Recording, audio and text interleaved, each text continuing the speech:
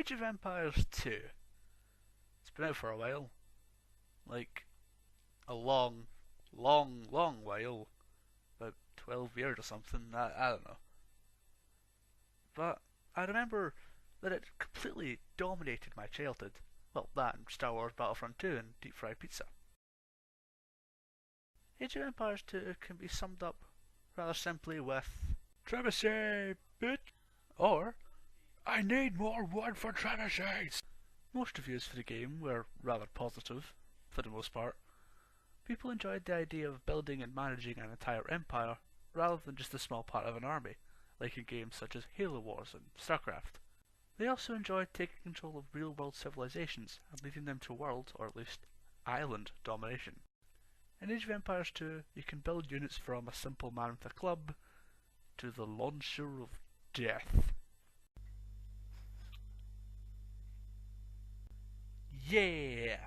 Gotcha! Yeah, it was good at the time, and still has a great deal of nostalgia value, but what if someone who hasn't played it before plays it now? How would they see it? Would it stand up to today's RTS games? Is it still as good or as fun as I or we remember it? Or are we simply blinded by nostalgia goggles? Let's find out.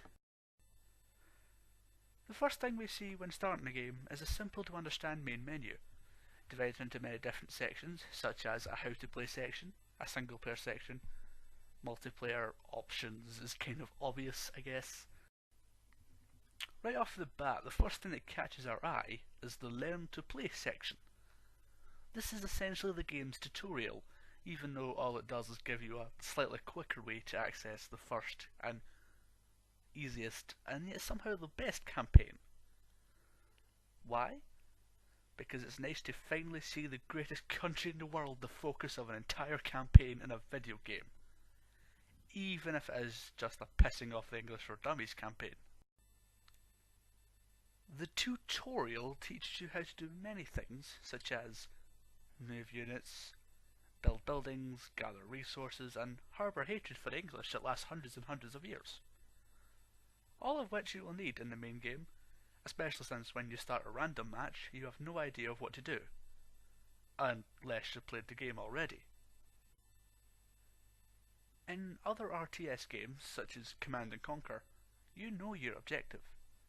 Your enemy has spawned in a fixed position in the map, and it is your God-given duty to go fuck up their day, with tanks and planes and bombs and guns and harsh language.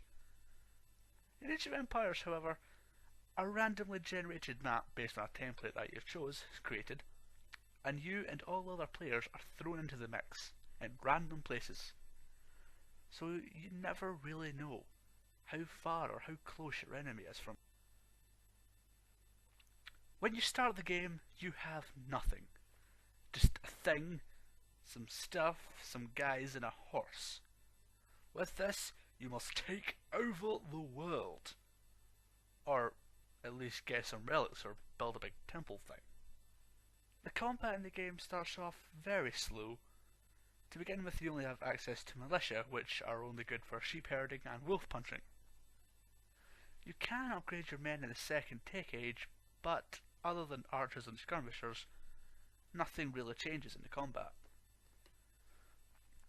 The combat does pick up in the third age, where you can build catapults, decent cavalry, etc. And then in the fourth age, you can build the death launch.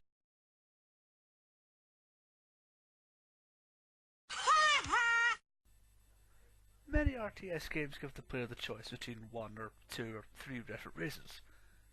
Age of Empires 2 looks at this pathetic display of three races and says, no, no, I will give you 12 or more, each of them real, each of them a real world civilization that existed at one point or another. I mean, hell, you can play as the bloody Turks. The Turks. How many games let you play as the Turks? I mean, I don't know who the Turks are, or what they did, or where they were, but I can play as the Turks. Every civilization that you play as has its own unique bonuses, such as extra villagers or no need for houses. And if you mix that with the difference in available technology with each civilization, you have some real unique strategies that can be implemented by playing different civilizations. For example, one strategy that could work for the Celts might not work for the Britons, and ones that work for the Koreans might not work for the Persians. Although the player can enable the all tech option in the game setup, which gives all civilizations access to every single piece of technology. This of course removes their team bonuses such as more powerful archers, house limitation, stuff like that.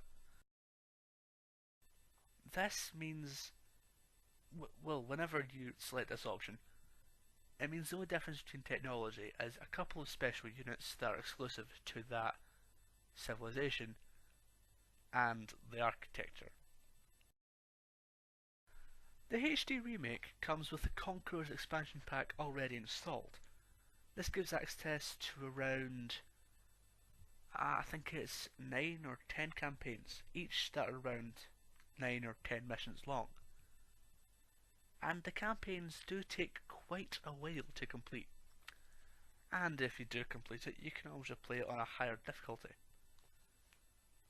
Not only that, but with tens of civs, a series of random maps, and many different AI difficulties, the game has a ton of replayability, even if it's offline.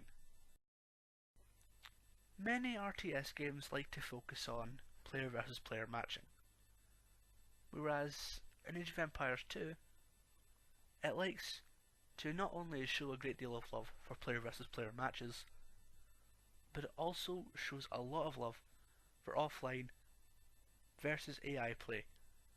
Not only that, but it puts a lot of time and effort into its campaign. Well, campaigns.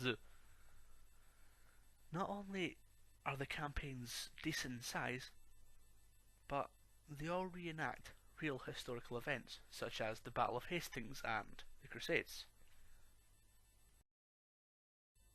So, how well does Age of Empires hold up today? Pretty well, I think. I believe Age of Empires 2 still has its own place in today's gaming culture, and I am not alone in that opinion. Many other people believe the same that I believe.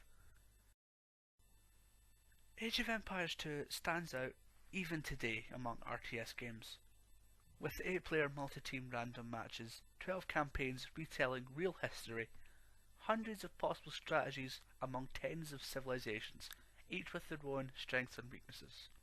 Not to mention a simple to use but difficult to master campaign, map and mission creator that allows your creations to be played online and uploaded to the Steam Workshop. In the Steam version, obviously. To mention, it's the only game that I know of that allows the Aztecs and the Scots to partner up against the Vikings and use cannons to destroy them in a recreation of Middle Earth.